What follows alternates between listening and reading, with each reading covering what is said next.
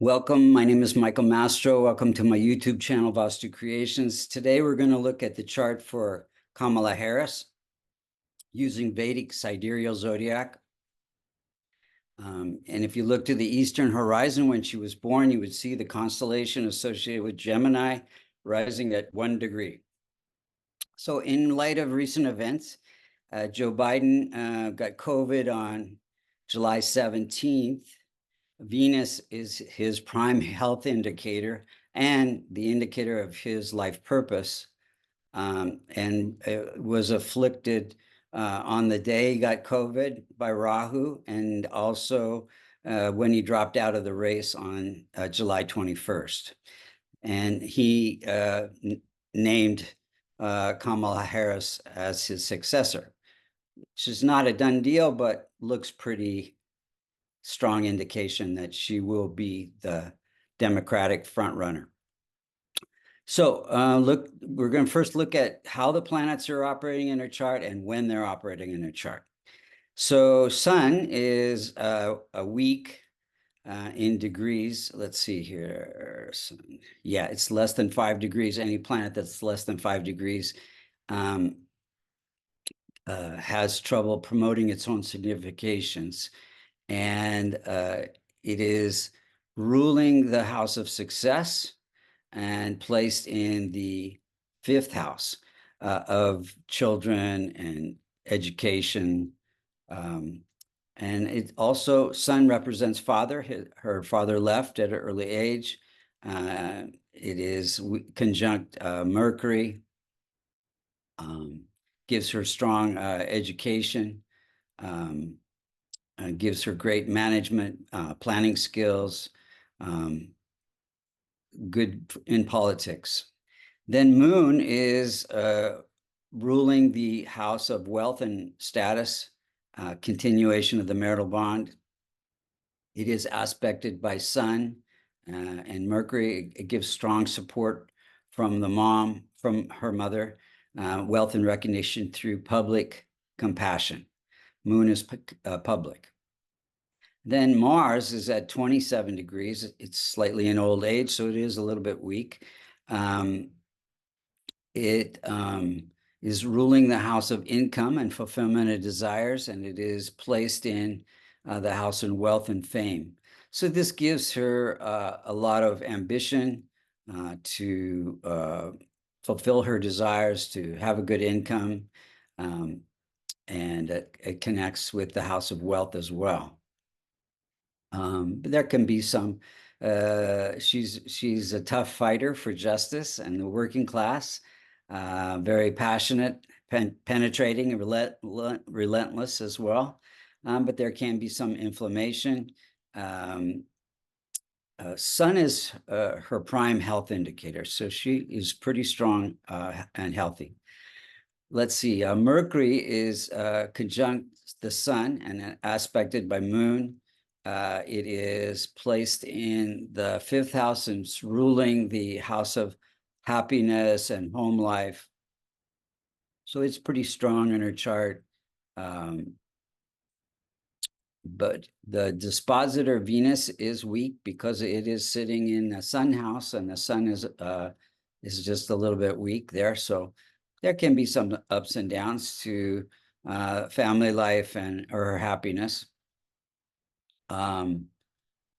It gives her great communication and analytical skills. And Jupiter's at 0 degrees, so it's weak, less than 5 degrees. It is ruling the house of partnerships and relationships. There can be some stress in relationships. I guess she has trouble keeping her staff, goes through a lot of staff turnover. And delayed marriage, no children of her own. I mean, her husband has children.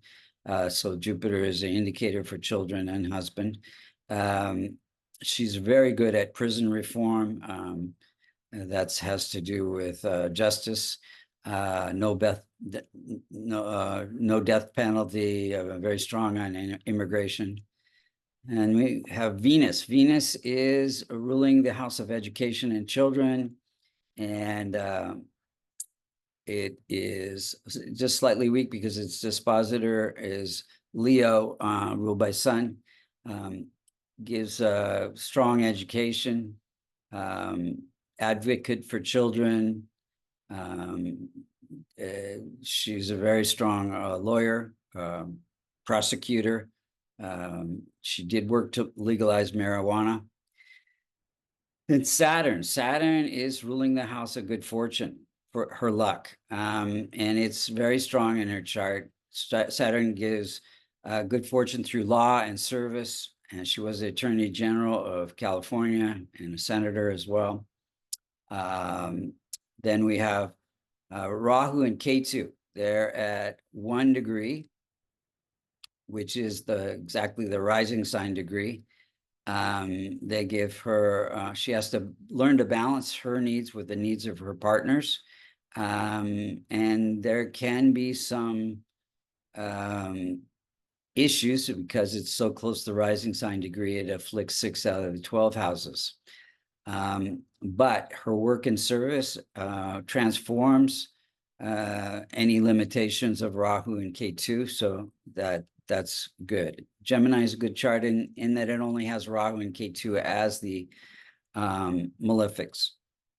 Let's look at the timing of events. She was born in a Ketu period in a full moon. In 2009, her mom died during a Mercury period. Mercury rules the house of family and motherhood, mom. In 2014, she got married during a Rahu period. Rahu, again, is, balancing her needs with the needs of her partner. It is aspecting the marriage house. And then in 2016, she became senator during a Rahu-Jupiter period. And that's Jupiter, again, about justice and partnerships to get the Senate job. 2019, she started, let's see, she was picked as the running mate. And then she campaigned herself for president, but lost during a Saturn period. And then in 2020, she was a VP pick for Biden, and she was running a good period then, Rahu Mercury period. And then in 2020, her Mars was very strong, which helped with the election. 2024, on the election day, and also we're looking at the 17th of December when the electoral count will be happening. Saturn is very strong. Saturn's her strongest planet. It's in its own house, and it'll be transiting that house during that period. If you look to the left, the circular chart, the outer circles where the planets were on election day, and the inner circles where the planets were when she was born. So Saturn's giving her very good luck that day, good fortune. And she's in a Ketu Venus period. Venus is afflicted by Ketu, which means there can be unexpected events. There may be, the election will be so close that it may be delayed for recount or some obstacles there. Mercury's afflicted by Rahu. So there can be some disappointment possibly. But Moon is very strong also on this day. Moon is giving status and good wealth. So, and when you compare her chart to Donald Trump on election day, he's also in a Venus period, and his Venus is afflicted. Sun is debilitated. It's weak. It's ruling the chart.